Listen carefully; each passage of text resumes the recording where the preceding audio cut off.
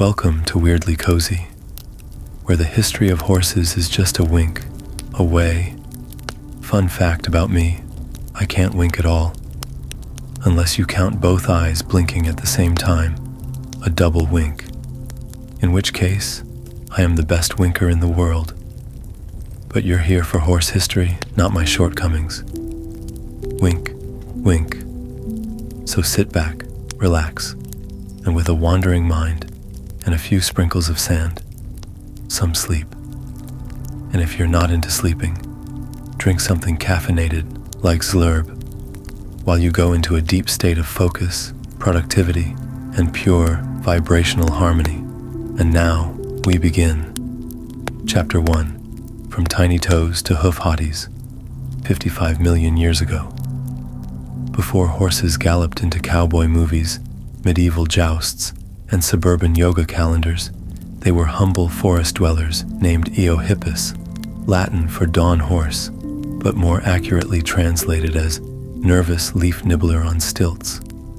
Imagine a creature about the size of a house cat, with the limbs of a deer, the nervous energy of a chihuahua, and toes. So many toes. Early horses didn't just walk, they tiptoed, carefully and awkwardly, like someone sneaking through a Lego-filled hallway at night. With 4 toes on the front feet and 3 on the back, Eohippus looked less like a future stallion and more like a confused tap dancer trying to avoid eye contact with predators. Their natural habitat, dense, humid forests full of ferns, giant insects, and judgmental prehistoric birds. Everything around them was either trying to eat them, ignore them, or gossip about their tiny stature. But they were survivors. Anxious, yes, but also adaptable.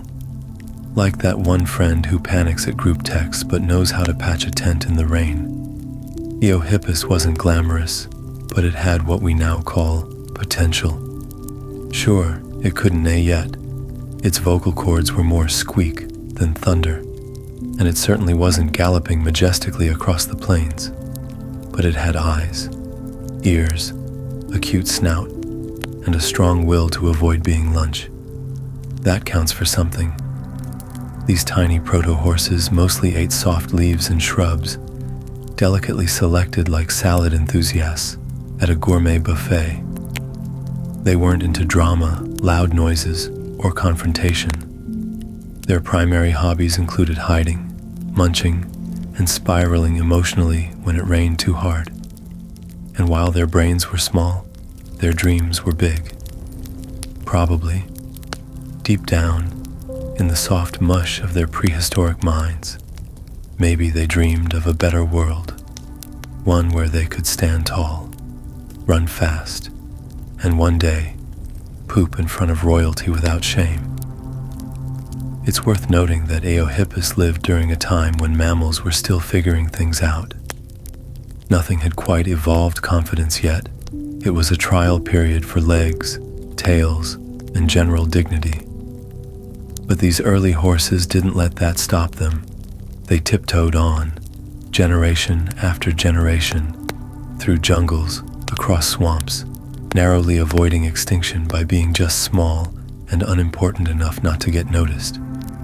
They weren't majestic, they weren't fast, they weren't even remotely useful, but they were the first in a long, glorious line of hoofed animals that would go on to win races, wear costumes, and dramatically neigh during thunderstorms for cinematic effect. So next time you see a horse flipping its mane like it owns the world, remember, it all began with a squishy-footed forest creature, the size of a toaster oven, just trying not to die. Chapter 2, The Great Toe Reduction, 34 million years ago. As the earth shifted and groaned and continents wandered like confused furniture, the once cozy forest began thinning out. Grasslands started to spread, trees packed up their leafy things and moved elsewhere, and suddenly, horses had a problem. Open spaces, tiny leafy hideouts were gone. What was left? Miles of wide exposed ground, Nowhere to duck, nowhere to hide, just a buffet of fresh grass, open sky, and a terrifying increase in visibility to anything with teeth. For early horses, this was like moving from a quiet, fern-lined studio apartment into a glass house next to a predator convention. Nature, as always, decided to intervene the only way it knows how, through uncomfortably slow updates. Over millions of years, evolution began tinkering with horse feet, like a bored mechanic. Those precious, wiggly toes that once helped tiptoe over damp forest floors. Yeah, those were out.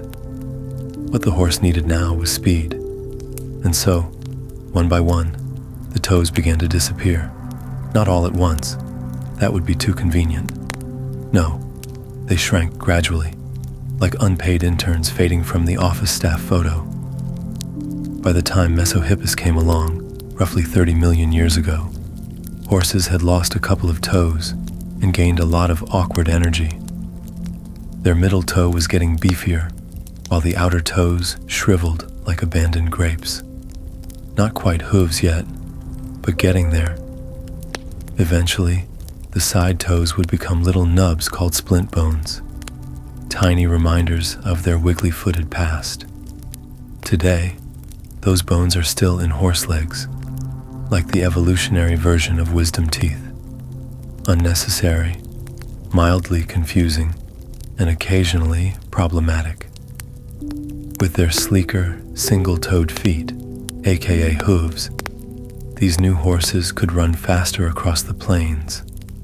They no longer danced through the underbrush like nervous tap dancers. They galloped, they kicked up dust, they had momentum, and for the first time in equine history, they looked cool doing it. The transformation wasn't just physical, it was a full-blown personality glow-up. Formerly anxious leaf nibblers were now strutting confidently across the savannah, like runway models in nature's weirdest fashion show. Evolution said, "You are now a grassland gazelle, but satié." These newer horses grew bigger, bolder, and braver, at least by prehistoric standards. With fewer toes and stronger legs, they weren't just surviving, they were thriving. Herds grew, ranges expanded. Predators had to work harder for dinner, often giving up out of sheer embarrassment when a hoofed blur vanished into the distance. It was during this phase that horses truly started to look like, well, horses. Long faces, graceful necks, and legs like finely tuned pogo sticks. They still weren't wearing saddles or winning blue ribbons, but the groundwork was laid.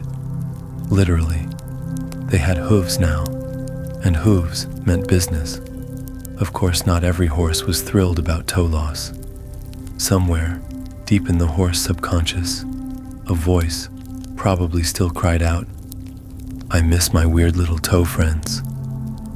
But time moved on. Toes were trimmed from the resume, and hoof fashion became the gold standard. By the end of this evolutionary renovation, horses had become sleek running machines, perfectly suited for the fast-paced, high-stakes world of not getting eaten on open terrain. And just like that, the age of the anxious toe tapper was over. The age of the confident hoof stomper had begun. Chapter 3. Nay or never, domestication begins. Around 3,500 BCE. For millions of years, horses were just doing their thing, galloping around, dodging predators, enjoying the wind in their manes, and never once considering putting a human on their back. Life was simple. You ate some grass, you got spooked by a bush that wasn't moving before, and you sprinted away from anything that looked even remotely interested in eating horse tartare. But around 5,500 years ago, in the grassy steppes of Central Asia, some bold humans took one look at a wild horse and said, "You know what this beast that kicks, runs 40 miles per hour, and scares easily needs? A saddle." These were the bow tie people, the original horse whisperers. though they probably started out more like horse shouters and horse faller offers. The first attempts at taming horses were not elegant. Early horse-human relations likely consisted of a lot of chasing, bribing with apples, unintelligible yelling, and spectacular failures involving rope, mud, and a bruised ego. But eventually, someone figured out a system. You feed the horse. You don't scream at the horse. You try not to look like a predator. And one day, the horse lets you sit on it for a few seconds without hurling you into a tree. It was progress. Domestication was a slow, awkward dance. Horses weren't bred to take orders. They were bred to bolt at the sound of a sneeze. But with persistence, people managed to forge an agreement. We'll feed you. You let us ride you and occasionally make you wear hats. To the horse, this was an unusual but acceptable deal. After all, humans had food, and brushes, and grain. Plus, they stopped trying to eat horses and instead gave them names like Thunder or Mr. Waffles. As horses became more comfortable with humans, their roles began to diversify. They pulled plows, carried goods, helped people travel, and occasionally got dragged into awkward family feuds and minor skirmishes. But most importantly, they became transportation.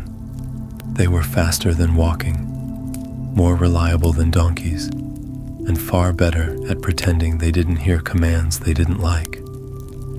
The bond between human and horse grew stronger, built on mutual respect, some gentle manipulation, and a lot of snacks. Horses learned our languages, sort of, our routines, absolutely, and our weaknesses, mainly carrots and guilt. By 2000 BCE, horses were popping up in ancient civilizations across the globe. They were painted on pottery, carved into stone, sung about in old songs, and generally treated like the celebrities they were. Some were used for labor, some for chariot racing. Some just stood around looking regal, while peasants stared at them with awe and slight envy. But even back then, horses were no fools. They knew the secret to surviving among humans. Be useful, be cute, and occasionally roll your eyes when they start talking about bonding. So the Great Domestication was not so much a conquest as a truce. Horses didn't get conquered. They just negotiated very hard.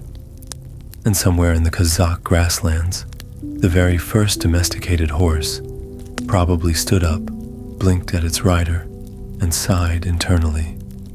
Fine, but you're not putting that metal bit thing in my mouth until you buy me dinner. Chapter 4. Chariots of Ire, 2000 BCE to 500 BCE. Once horses and humans finally stopped flinging each other into the bushes and settled on the whole domestication thing, it didn't take long for people to get ambitious. Riding horses was cool and all, but what if, hear us out, we strapped them to wheels? Thus was born the chariot, a glorious invention made possible by the equation: horse plus wagon minus brakes plus overconfidence equals drama. The first chariots weren't exactly luxury sedans. They were wobbly wooden platforms with questionable engineering and very few safety features. The Mesopotamians were among the first to try this, turning horses into proto-engines for their battle carts. Horses didn't love it. The constant clattering, shouting, and crashing was not their idea of a fun time. But oats were involved, so they tolerated it with their usual stoic grace and the occasional tactical trip when no one was looking. As the technology improved, so did the spectacle. The Egyptians really ran with it. Sleek, light chariots, painted gold, adorned with feathers and pulled by horses with names like Storm Striker or Greg. Pharaohs loved racing across the desert in these things, looking cool and vaguely sweaty, while archers took dramatic shots at imaginary enemies. Horses, meanwhile, were thinking, "This again? Really?" To be fair, some horses got very good at it. They learned to pivot, gallop in formation, and pretend they couldn't hear the screaming. In fact, chariot teams became the NASCAR of the ancient world. People bet on them. Artists painted them. Horses became celebrities, beloved, feared, and occasionally thrown an extra apple if they didn't run over the high priest. Then came the Hittites, who invented the idea of squeezing 3 people into one chariot. One to drive, one to stab, and one to yell vague motivational phrases. Horses began unionizing in their minds. The Greeks and Romans followed suit, taking the concept and turning it into sport. Chariot racing became a national obsession. Crowds of thousands would gather in amphitheaters to watch horses thundering around dirt tracks, kicking up dust, breaking records, and occasionally just stopping for no reason because they sensed the audience was getting too confident. These races were dangerous. The chariots tipped easily, the wheels fell off often, and horses had to dodge the wreckage while keeping pace with a guy who thought shouting louder made them faster. It was glorious chaos. To keep the horses motivated, they were given fancy names, shiny harnesses, and whispered promises of rest days. Lies. Some were adorned with ribbons. Some were washed in sacred oils. Some, inevitably, just wanted a nap. In battle, chariots were less successful. They looked impressive, charging across flat plains, but in rough terrain, they handled like shopping carts with one busted wheel. Still, they remained the gold standard of ancient horsepower for centuries. The ultimate combination of speed, flair, and just enough risk to make your aunt clutch her pearls. Through it all, horses endured. They did what they always do, looked majestic, ran fast, and questioned every life choice that brought them to this moment. Chariots may have faded from history, but the memories live on in horse lore as a time of glory, glam, and far too many people yelling, "Hiya!" Somewhere, in the deepest part of every modern horse's DNA, there's a tiny voice whispering, "You were once a chariot beast, darling. Don't let anyone make you fetch a cone." Chapter 5. The galloping gallantry of the Middle Ages, 500 to 1500 CE. By the time the Middle Ages trotted onto the scene, horses had officially leveled up from desert drag racers to full-blown medieval MVPs. Gone were the chariots and the dramatic dust trails. Now, it was all about knights, castles, and armor that weighed as much as a small garden shed. If you were a horse in medieval Europe, your job options fell into 3 basic categories. Carry knights into battle, pull carts full of cabbages, bread, and vaguely suspicious jars. Get painted standing near a lord who looked constipated with power. But for the lucky or unlucky, depending on how you see it, horses chosen for knighthood, things got extra theatrical.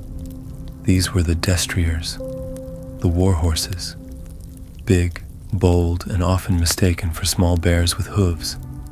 They were bred for strength, stamina, and the ability to not bolt the moment someone blew a horn. Destriers were the medieval tanks, heavily muscled, tightly trained, and dressed to impress, literally, because horses, too, wore armor. Yes, some horses had custom-made barding, fancy metal outfits with slots for their ears, crests for their family name, probably something like Sir Snortington the Grassy, and plumes that screamed, "I have self-esteem, and I'm not afraid to use it." No one could prance into battle looking more fabulous than a knight's steed. Of course, wearing 60 pounds of iron while carrying a full-grown man holding a sharpened tree wasn't every horse's dream. They rarely got asked how they felt about charging into walls of spears.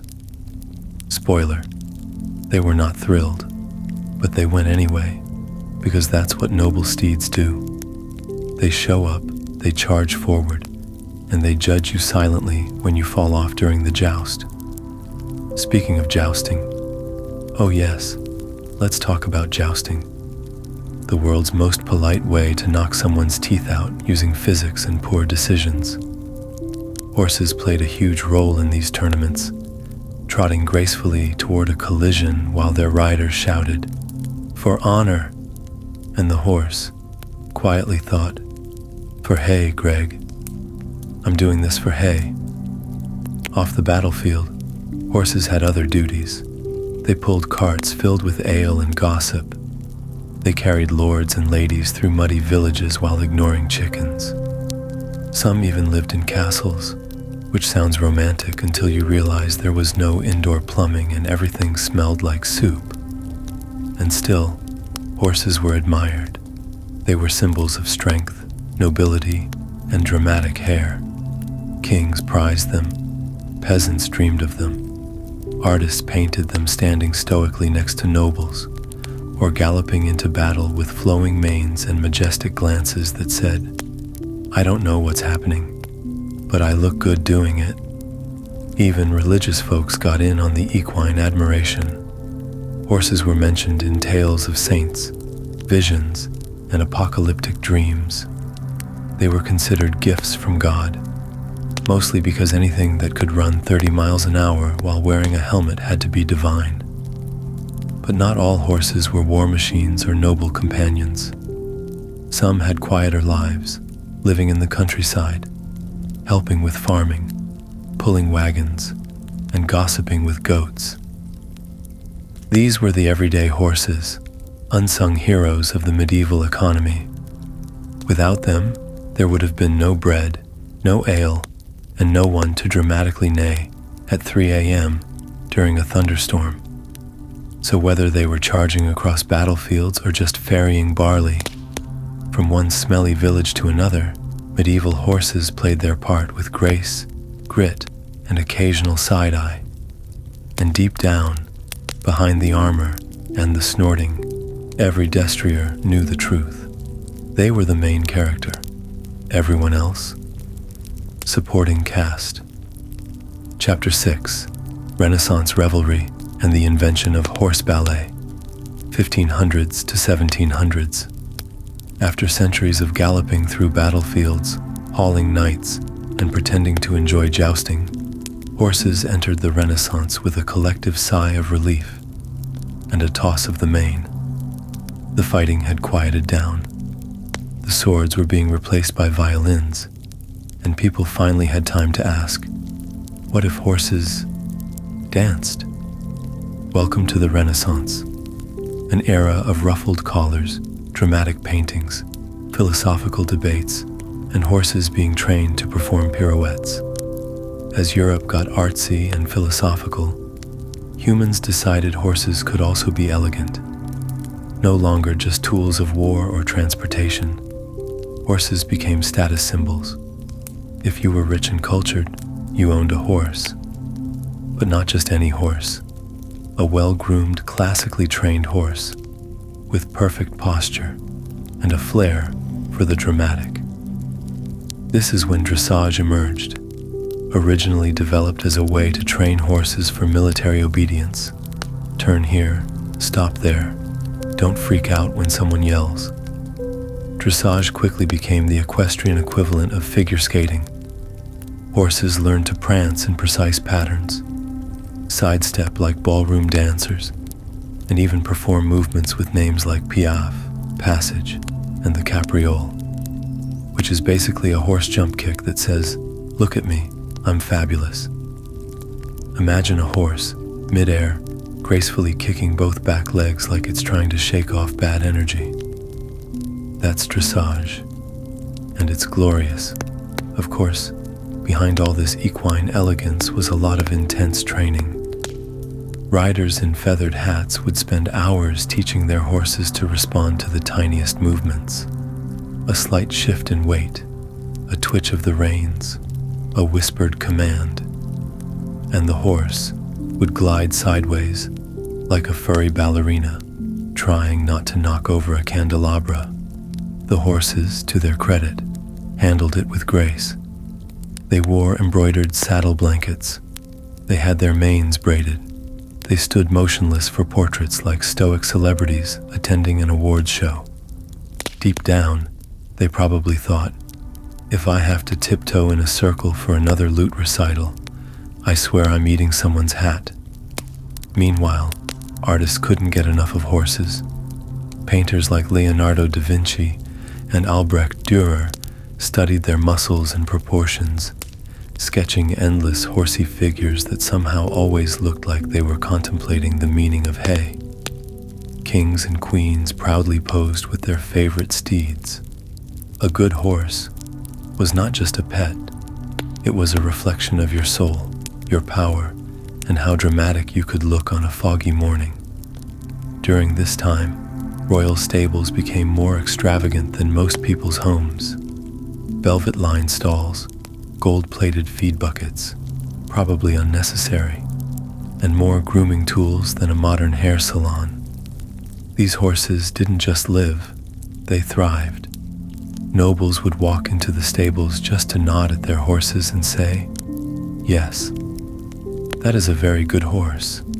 And for the horses not lucky enough to be born into dressage dynasties, there were still plenty of roles in the Renaissance scene, pulling carriages filled with nobility and gossip, escorting messengers through forests, pretending not to hear requests to move faster.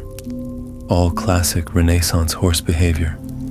The era also saw a flourishing of horse-related pageantry, ceremonial parades, staged battles, even horse-drawn floats with papier-mâché dragons. Horses became walking canvases for creative expression. Think of it as cosplay for quadrupeds.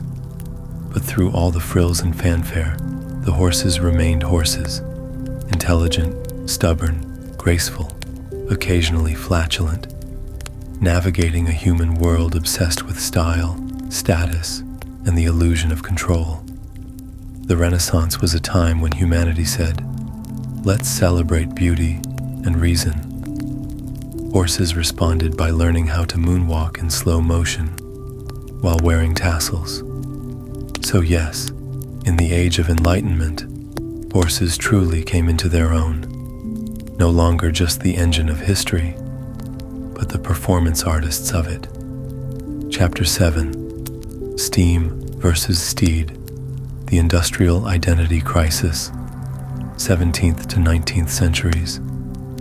For thousands of years, horses had enjoyed being the unquestioned kings and queens of terrestrial transportation. If something needed moving, a person, a cart, a barrel of mysterious pickles, you hitched up a horse. They were fast, dependable, occasionally sassy, and generally open to work as long as you paid in oats and didn't make them wear weird hats too often. But then, it happened. Out of the soot, steam, and sheer audacity of the 18th century came a challenger: the machine. The Industrial Revolution was not kind to horses' job security. Suddenly, humans were inventing steam engines, locomotives, and motorized vehicles that didn't need brakes, hay, or someone to gently whisper, "You're doing amazing, sweetie," when a plastic bag blew across the road. At first, horses scoffed. Sure, they thought, a noisy metal box on wheels, very impressive. Let's see it jump a fence, or do that cute little snort thing. But then the machine started working, and worse, outperforming them. Steam engines could pull hundreds of pounds without blinking, or blinking at all, which unnerved the horses. Trains could haul dozens of people across countries without ever complaining about their hooves. And early automobiles? Well, they still needed a lot of work, but the writing was on the stable wall. Suddenly, the world was transforming. Horses who once carried kings now watched as top-hatted inventors zoomed past in soot-belching carriages named after themselves. The age of the horse was fading, and no one even paused to ask. But what about Greg the cart puller from the mill? Some horses took it hard. There were whispered stories of proud stallions who refused to trot anymore, preferring to stand dramatically in the rain, staring at distant smokestacks. Others tried to adapt, moving to the cities to pull streetcars, wagons, or fancy carriages for the very humans who replaced their cousins with gears. Yet horses weren't fully pushed aside. Not yet. Despite their shrinking resume, they remained essential in many parts of the world. Cities like New York and London ran on horsepower, literally. Horse-drawn trams, carriages, omnibuses. All of it depended on thousands of strong, hard-working horses, many of whom just wanted a vacation and a nice patch of grass. Then there were the fire horses, the elite athletes of the urban horse scene. These brave equines pulled fire engines at full speed through cobblestone chaos. They knew their routes, responded to bells, and were so well trained they could probably have filed their own taxes if asked. They were celebrities in their own right. Children cheered when they thundered by. Adults tipped their hats. Some horses even had fan clubs, informal ones, mostly made of bakers and newspaper boys. Meanwhile, in the countryside, farmers clung to their loyal draft horses, enormous beasts like the Shire, Clydesdale, and Belgian. These horses pulled plows, wagons, and sleepy children with the patience of saints and the strength of forklifts. They didn't care about steam engines. They just wanted to know where the hay was and whether there'd be brushing afterward. But the clock was ticking. As the 19th century gave way to the 20th, cars improved, tractors rolled in, and cities began paving roads that didn't appreciate hoof traffic. Horses were pushed further out, from cities to farms, from farms to hobbies, from jobs to lifestyle choices. Some horses adapted again. They became show animals, riding companions, parade participants, and dramatic accessories for rich people. Some appeared in early films, trotting alongside silent film stars, pulling stagecoaches with flair, and teaching audiences everywhere that you could look noble while pooping on camera. Through it all, horses never lost their dignity. Well, mostly. Occasionally, they wore feathered bonnets for no reason, but they bore it with grace.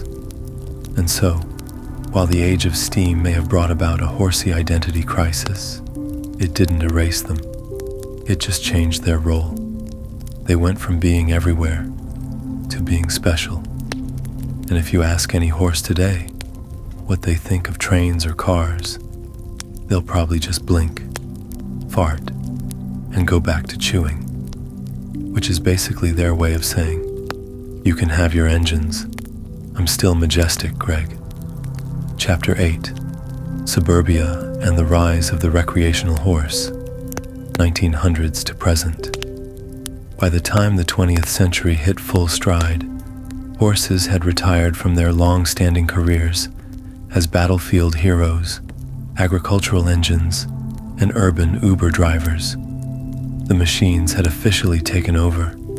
Cars zipped by with their honking horns and commitment issues. Tractors turned soil without so much as a tail flick. Subways hummed beneath cities where horses once clip-clopped proudly through the streets. And horses? Horses said, "Fine, we'll take the suburbs." It was the beginning of a new era, the recreational horse, part pet, part athlete, part therapist, and still 100% dramatic. Suddenly, people weren't relying on horses to survive. They were riding them for fun. This was both confusing and delightful for the horses. Gone were the days of hauling coal or carrying cranky royalty through muddy terrain. Now they spent weekends being gently trotted around by children in tiny helmets who smelled like peanut butter and hope. Riding became a pastime, a hobby, a vibe.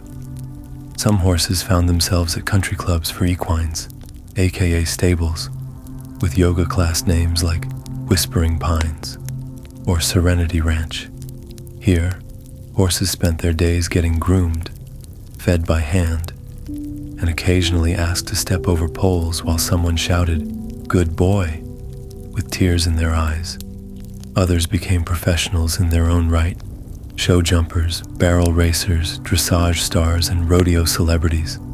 These horses trained hard, competed with pride, and went home to stalls lined with pine shavings and motivational posters that said things like, "Just trot it." Western films also gave rise to the cowboy horse, the stoic sidekick with a name like Dusty or Midnight, who always knew which way the bad guys went and could untie knots with their teeth. Audiences loved them. Horses, meanwhile, just wanted their stunt pay in apples. As cities grew, so did the suburbs, and with them came pasture privilege. Horses who once toiled in fields now lounged in rolling paddocks behind white fences, occasionally looking over their shoulder as if to say, "Remember when I helped plow the Great Plains? Yeah, I'm lawn art now." Trail riding became popular, a form of horse hiking where the human mostly thinks they're in charge. Spoiler, the horse is steering, always has been. If you've ever accidentally walked your horse to the snack tree instead of the scenic overlook, congrats, you've been outwitted by a vegetarian with hooves.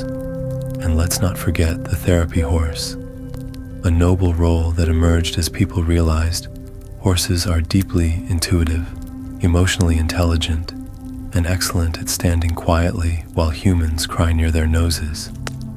These equine counselors have helped thousands of people through anxiety, trauma, and awkward first dates at the barn. Of course, recreational horses still deal with some indignities: costume contests, foam unicorn horns, TikTok dance trends, but they handle it with grace, or at least a well-timed eye roll. Then there are the retired horses, elderly legends who spend their golden years napping in sunny fields, teaching colts how to tolerate humans, and occasionally kicking a fence post just to feel alive. And in all of this, the bond between horse and human grew stronger. No longer forged in battle or bound by necessity, it was now a relationship based on mutual respect, shared snacks, and an unspoken agreement to ignore each other's weird noises. Today, horses live lives their ancestors couldn't have imagined. Heated water troughs, automatic fly sprayers, designer blankets with more zippers than a camping trip. They're still majestic, still mysterious, and still very good at pretending they didn't hear you say, "Whoa." They are companions, competitors, confidants, and in many cases, the only members of the household who refuse to text back. So as the world sped up with technology, the horse slowed us down, taught us to breathe, to ride the trail, to listen. They became something more than transport. They became therapy with legs. And while they may not be pulling wagons anymore, horses are still carrying something vital. Our joy. Chapter 9. Horses in the Modern World. Glamour, grass, and goofy faces. 21st century. And so, we arrive at the modern day. A world of smartphones, satellite dishes, oat milk lattes, and horses who have absolutely no idea what a cryptocurrency is. They don't care. They're too busy being beautiful and occasionally knocking over a wheelbarrow for fun. Today's horses aren't just survivors of millions of years of evolution. They're icons, lifestyle gurus, mood board inspiration, living, breathing works of art, with strong opinions about puddles and zero interest in your schedule. Modern horses come in all shapes and sass levels.